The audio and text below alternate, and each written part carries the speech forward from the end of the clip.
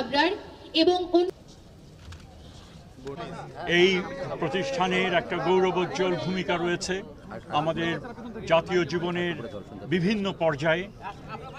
আজকে তাই এই জুলাইয়ের মাসে এই ধরনের একটা অনুষ্ঠানে আসতে পেরে, তরুণদের সামনে আসতে পেরে এবং বিশ্ববিদ্যালয়ে যারা অভিভাবক আছেন, শিক্ষক আছেন, কর্মকর্তা কর্মচারী যারা রয়েছেন তাদেরকে আমি আন্তরিক অভিনন্দন জানাচ্ছি।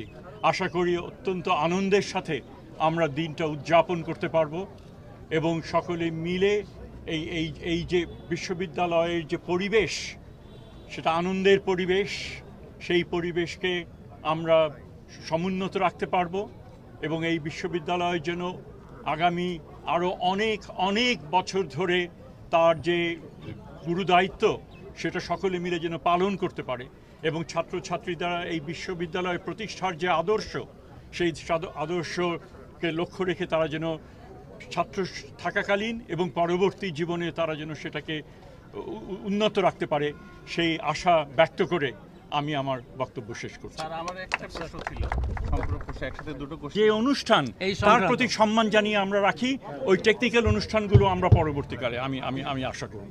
ধন্যবাদ।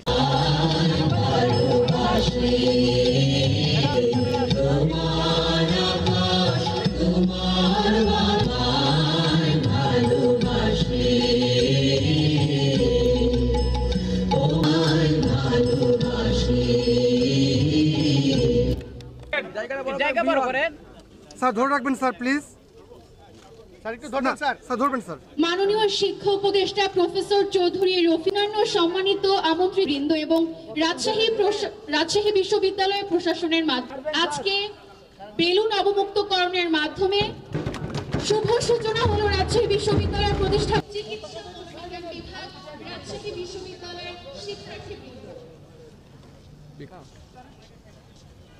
নীল শোভাযাত্রা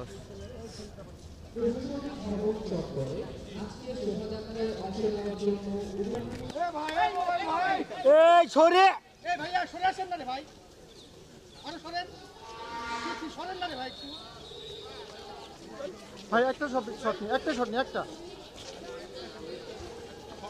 ওকে।